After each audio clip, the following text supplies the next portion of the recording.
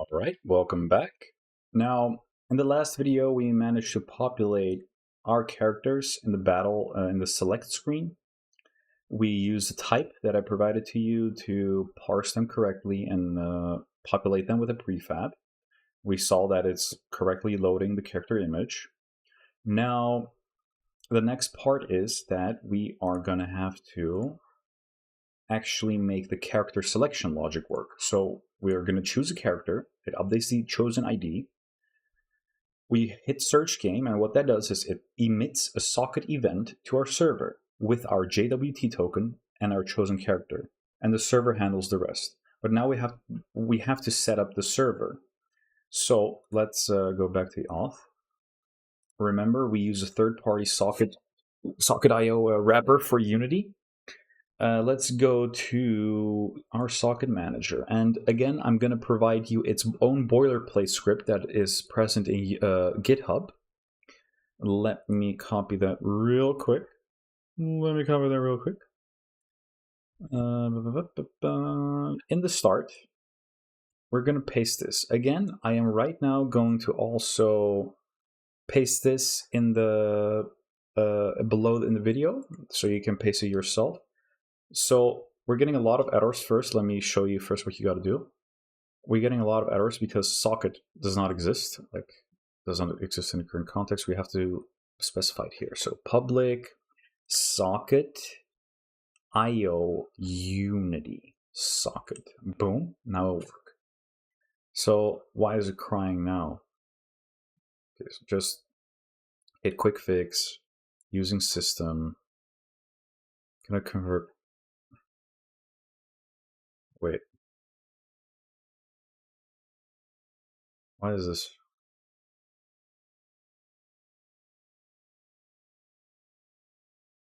Quick fix. Using socket.io client. Of course, I forgot about that. Socket.io client. Now, why is it crying about this?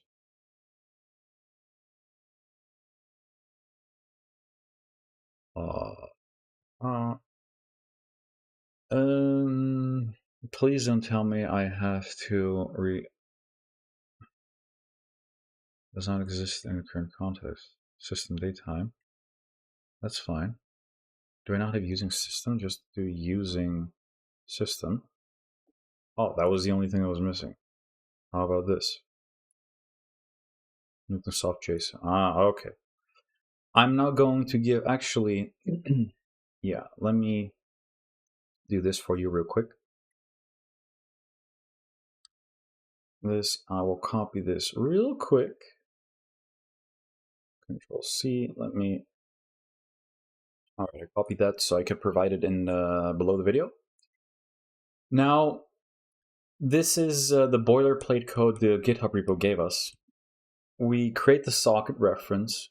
We have, the connection URL. We have the connection URL. We create a new socket connection, a bidirectional connection with, well, these are generic options. These, you don't need to know these. WebSocket transfer protocol. We just create a new socket and we're done actually. Now, reserve socket.io events on connected, on ping pong, on disconnect, on reconnect attempt. It will, if you see these pop up in your debug log, that means successfully connected, because these are the events that are being registered. We can connect, we first register the events to be able to accept them, and then we connect. Now the connect will connect with the connection URL, which is our localhost 1337. But now that needs to accept, our localhost needs to accept these things. And that will happen in Bootstrap. Now first, the Bootstrap in Unity means basically do these things upon startup of Strapi. So when we do yarn develop, this code will run first. Now I already know we need socket.io in the backend. So what do? Very simple. In the backend, make sure you're in the backend folder. I can show you what's going on if we do this. Just open up package JSON. Yarn add socket.io. Boom. Now it's going to add socket.io here. It's downloading the library using the yarn command. There it is, socket.io 4.7.2. By the way, when you're watching this video, you're in the future and Strapi might be version 5. Use these versions that you see here if something is messing up, and you will have the same setup as me. Now, this is not the only thing. This downloaded socket.io, but we also need to download the TypeScript types provided for socket.io. So most of the time, a library has its own library, but the types for that library to make it work with TypeScript are uploaded separately. So what I usually do is, again, yarn add, but this time dash capital letter D to specify I want this to be a dev dependency, a developer dependency, because I don't need the types of socket.io in the actual build. I just need it to be there when I'm developing. So at types / socket.io. So this is the convention of every TypeScript type library. Yarn add dash D, well, it's not necessary, but I do that. And then whatever library you have, always do add type / the library name and just test out if it exists. And it turns out it exists. Boom, there we go. Sometimes it doesn't exist, so you're screwed. There we go. See, a dev dependency got added.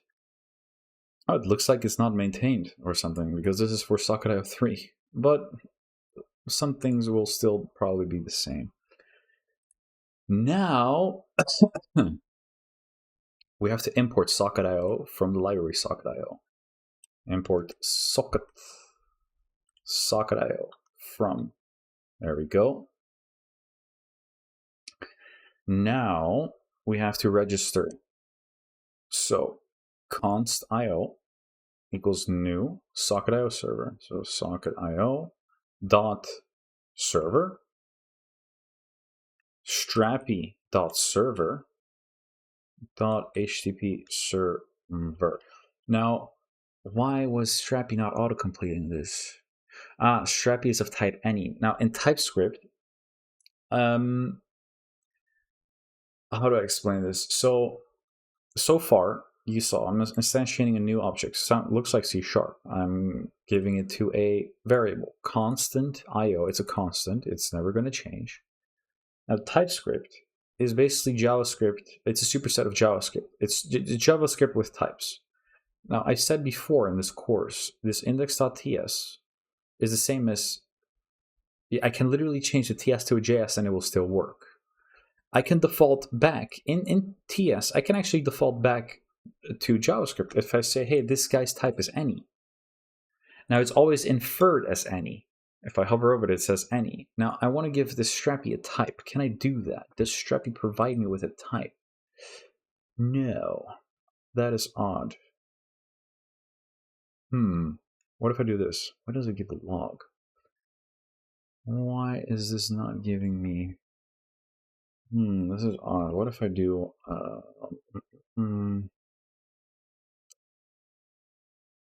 const test str equals strapi as strapi namespace strapi. Oh, there we go. Is it this? Strapi. So if I now do str, it's just a namespace. But what if I do strapi dot strapi? Okay. Strapi. Oh, Strapi server, HTTP server. Yeah, we're getting there. Server is an any? How is that even possible? Why is that? Can I do this? No. Why is that? Okay, well, the thing is, with Strapi v4, they just added TypeScript support, and they're constantly improving it. It looks like it's not fully supported yet. So I had to give. Now, I wanted to force this by saying, hey, make a new variable. I want Strapi as, so I'm casting it to Strapi, namespace Strapi, type Strapi, Global shorthand to access the Strapi interface type. Is there a something? No, it's just Strapi. All right. So with this information, I can do this. Strapi. Oh, it's not even allowing me to do that because it's an object. I wonder if I can do this then. Strapi. But this does not work. It does not exist on type. What? Oh, this is going to be tricky. Yeah, this is not enough. So let's go back. I wonder if I can just do this. Const Strapi is Strapi as Strapi. If that works, no, because I'm beyond the duplicate identifier Strapi. All right, let's just do this. Strapi equals Strapi like this. Now I should be able to autocomplete server. Sadly, HTTP server, it is a thing. It's just sadly not correctly working as I wanted to. So what this does is Socket.io server creates using the server from Strapi. So Node.js has its own library called Express. I can assure you it's using Express here somewhere. There we go, Express. Express allows you to turn Node.js into a server. So that's basically probably this. So Socket.io is saying, hey, dude, wrap our Socket.io server around the server of Strapi. So we stored it in IO. Does it have a type? Oh, thank God. It has a type. Now, I could console log IO to see what's going on there. And also, yeah, actually, let's just save. Saving, auto-saving, let me do this. It restarts the server. Now, let's keep this open. Now, let's see. I think. There we go.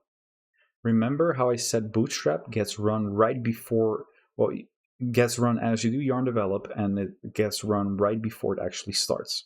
This is our entire console log of IO.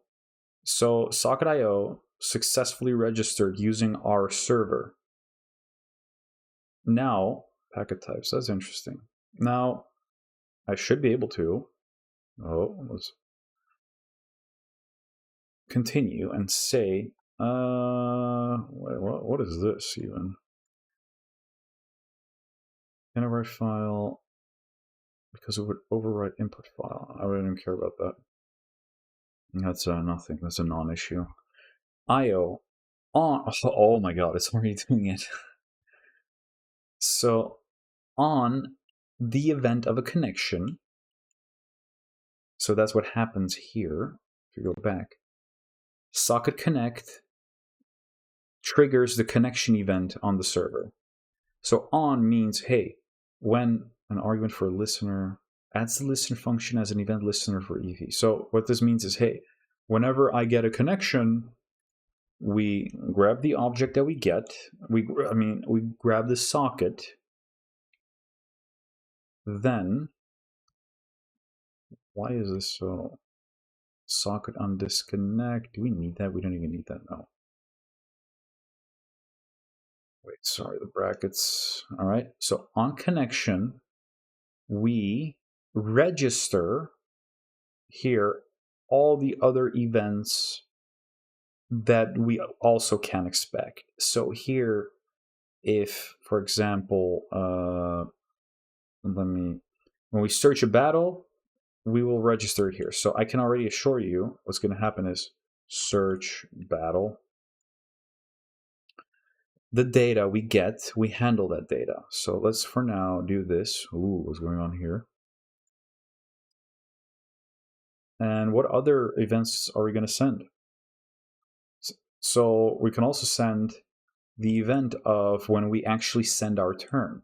So in the battle, we're going to have to ping pong around the turns. So my turn, I click on my skill, it uses the skill on the enemy, and it sends my turn. So why is it? Okay. Send turn, again, data. data console log, just finish these brackets. All right, this is just boilerplate code I already know I'm going to use. Now on connection, we also have, let's see, so the search battle, all right.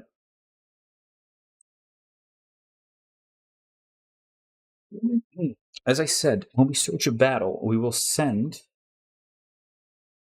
the ID of the character that we chose and my JWT token. Let's extract that from the data, because the data is the data we send to the server. We will send any type of data. I can send anything I want, and I will extract whatever I want. So const my JWT will be data JWT.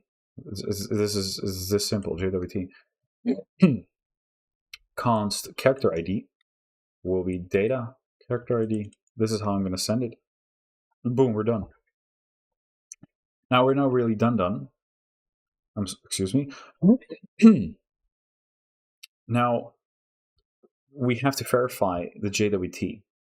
So const JWT secret. Let's fetch the secret first, because that's what we need to verify. Process env JWT secret. Now I can. This comes from the environment variable. If I now copy this, Control Shift F, paste this. As you can see, it comes from. What the? Hold on. Env.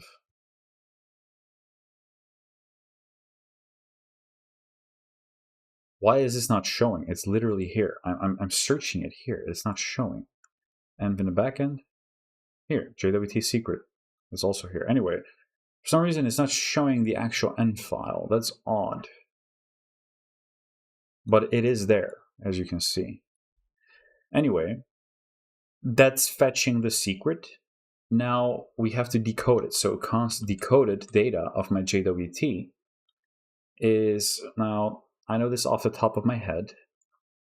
This is wrong, by the way, what you're seeing in the Copilot. It's JWT verify, and I hope it's gonna say cannot find. It doesn't do that. Okay, so forget it. I'm gonna have to import this first. Let me do this real quick. Import JWT from JSON Web Token. I forgot. I thought Strapi had JSON Web Token already available, but no, we don't. So again, just like Socket.io, we're gonna have to add the library JSON Web Token, which will allow us to verify this. So we're again in the backend folder. Make sure in the backend folder, not in the root folder. Yarn add JSON Web Token. Boom. I was going to add the JSON Web Token. Now remember, we also need the types of the JSON Web Token. So we're also going to add the types. So yarn add -d, so it's def dependency add types / JSON Web Token. As you can see, it will also pop up here. It will also pop up here. All right, there we go. How is this even possible? Types JSON Web Token is 903, but the actual JSON Web Token is 902. Okay. So now I should be able to import it. JWT from JSON Web Token. There we go. Now I should be able to just JWT verify, JWT secret. Well, that's not. It's my JWT secret as not any. It's wrong. So again, any means you default from TypeScript back to JavaScript. We don't want that. We want to use types. There's a reason we're using TypeScript. So why did it do that? Is declared, but it's not. So this is interesting. Hold on. So if I do this, I have the decoded information. Now I want to extract the ID from it. So const user ID equals decoded.id. It's going to give me an error, huh? So property ID does not exist on type string or JWT payload. What does this mean? Decoded, it says is of type string or JWT payload. What that means is inferring the type. So verify is either string or JWT payload. we can cast this, we can force it to be of certain type. So as JWT, JWT payload, just as it said. Now it stops crying because it knows, let's see, decoded is now of type JWT payload, decoded, we extract the string, a key, the key ID from JWT payload. Now const user ID is any, well, we can cast that to is of type string. Well, we don't need that. So that's the user ID. Now this is interesting. So let's test this. So let's actually just do console log data we send, and now we have to actually send that data. How do we do that? Let's Strapi start. Socket manager. Manager. Now we have a global reference to our socket. We're going to make, let me do it here. Oh, public void. Remember how we made these two? We made the search battle and the send turn. We're going to make these buttons here too. So search battle. Okay, with the search battle, okay. So socket emit async. I'm not sure what async does. I've always only emitted. Maybe if you're waiting for something, that's fine. We're just going to use socket emit, not the async. I said emit. Oh my god, please stop. All right. And I said search battle with your data. Now, what's the data? We have to create this data, and we already have our JWT token in the game from the game manager. That's what we need to send. That's this. And our chosen character ID, which is this. So all we need to do is just send that. Now, we have access to Newtonsoft JSON, so we can just create a J object for search battle object equals new J object. Oh, J object. Now we can simply just add on top onto it, and yeah, holy crap, this is perfect. Oh, no. Search battle object add JWT. Now let's triple check. Is it character ID and JWT? Did I choose that? Character ID and JWT. Wow. Okay. And then we send it along as data. Search battle object. So let's go to Unity. And let's keep this open. Sorry, not this. Let's keep this open. And close this. Now let's log in. Actually log off. I mean, close this. I really want to. Did you see that? On start, because we are starting here. It's already connecting. And already successfully connected. Did it also show up here? A user connected. Beautiful. A user connected. It instantly connected. Now, this is the GitHub repo of a third-party asset that we use. If you buy one from the Unity Asset Store, you'll get so much more features, like reconnection and stuff. Oh, it's amazing. So anyway, let's test our custom-made event. So Stark, login, boom.